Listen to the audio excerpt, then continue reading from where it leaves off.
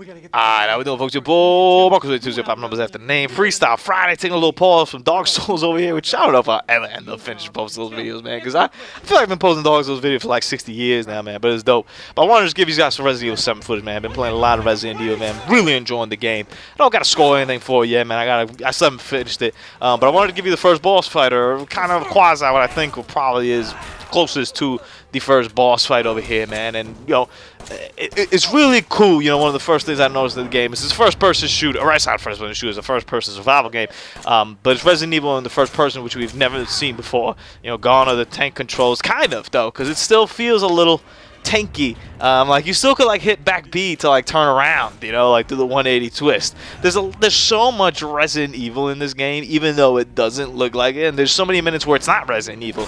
Like for example, right here, this isn't really something you do in Resident Evil. I don't remember driving in any Resident Evil game, honestly. I guess did you drive in 5 maybe at some point? I don't know, maybe 6 you drove. I don't know, but driving wasn't a big priority in Resident Evil games, but you do here, you know. And this is how you like have a boss fight, which is kind of crazy, but it's fun, you know. Obviously, I'm playing at night in the dark, silence. The scariest part of this game to me was really funny. I've had only so far, I'm about like a little bit after halfway of the game at this point. I've had one kind of jump scare moment where I was like, "Oh snap!" Like what the hell happened? But the scariest part is when you play at night, no silence. You know, it's like 2 in the morning, crickets. You know, it's peaceful, quiet.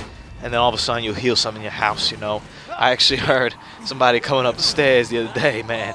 And that just scared the crap out of me. Because all of a sudden I just heard right next to my door just doo-doo, doo-doo, doo-doo. And I'm like, oh snap. I was like, what's going on? I put the game down, I'm like, what's going on in there? You know, so that part is honestly the scariest part to be, man. And the boss fights have been pretty cool, pretty interesting. I've been hearing some people say that some of them are a little bit obtuse, a little bit, you know, you don't really know what to do, but I like that. I think that's kind of a little bit of a challenge to kind of try to figure out what you could do. You know, for the most part, I've died like once or twice in every boss fight. Just trying to, like, I try to take the guy on, you know, the standard way, like a shotgun and run and that kind of deal. And then I'll realize, oh, this doesn't seem to be working. I'll kind of look around. And the game does a pretty good job of giving you context clues as to what to do and what not to do, man. So if you're on the fence of Resident Evil 7, man, I highly recommend it, man. It's a really fun game.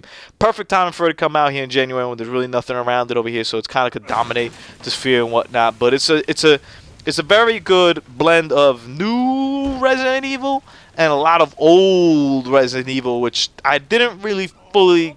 I expected because they had said it, but I didn't really know how it was going to be implemented necessarily. And there's also a lot of cursing too, by the way. It's definitely one of the most blunt and aggressive Resident Evil games I've seen in my lifetime. Your boy Marcos, man. Have a good weekend.